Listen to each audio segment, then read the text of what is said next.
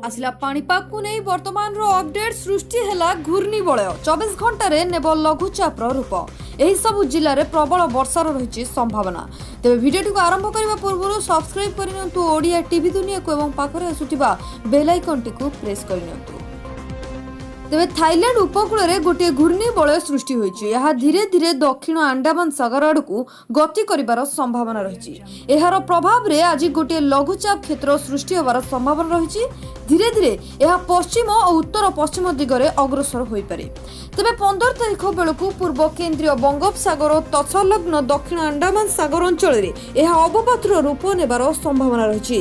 एहार प्रभाव रे आसंता 16 और 17 तारिख में ओडिशार अधिकांश जिले में वर्षा हेबा नै भुवनेश्वर स्थित आंचलिक पाणीपाग केन्द्र पक्षरु पूर्वानुमान करा जायछि।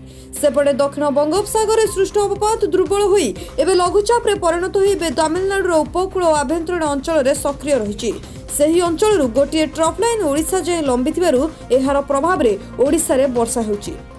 ବିଶେଷ କରି ଦକ୍ଷିଣ ଓଡ଼ିଶାରେ ମେଘୁଆ ପାଗ ଲାଗି ରହିଛି। ତେବେ ଗଞ୍ଜାମ ଜିଲ୍ଲାର ପୁରୁଷୋତ୍ତମପୁର ଓ ଛତ୍ରପୁରରେ ଗତ 24 ଘଣ୍ଟାରେ ଅଧିକ ବର୍ଷା ହୋଇଛି।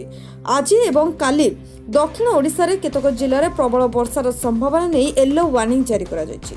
लघुचाप प्रभाव में 9 जिला को पाणीपाग विभाग येलो वार्निंग जारी करा जायछि। एही 9टी जिला हेले गंजाम, गजपति, कंधमाल, रायगड़ा, पुरी, नयागढ़, खोर्धा, जगतसिंहपुर और केन्द्रापड़ा। सेहीपरि 14 तारिख सकाळ 8:30 पर्यंत दक्षिण ओडिशार 4 जिला को प्रबल वर्षा नहीं येलो वार्निंग जारी करा जायछि।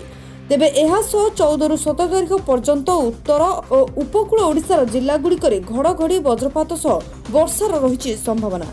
तेज लघुचाप वायुमंडल में जलीय बाष्प परिमाण बढ़िबा सहित ओडिशा मध्यकू उष्म शुष्क वायु प्रवाह बढ़िबो। फल आसंता 4 रु 5 दिन पर्यंत रातिर सर्वनिम्न तापमात्रा 2 रु 3 डिग्री बढ़िबो बोली सूचना दैछि केन्द्र।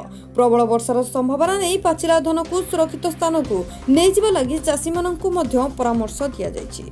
ते वर्तमान सारा ओडिशा को नहीं पाणीपाग अपडेट। तेज आपणक अंचल में वर्तमान पाणीपाग परिस्थिति कौन रही हमको कमेंट माध्यम जनातु। आगको ये अपडेट जानापी चाहूले सब्सक्राइब करनियंतु ओडिया टीवी दुनिया को। वीडियो को लाइक शेयर करंतु। से पर्यंत मु रहिली नमस्कार।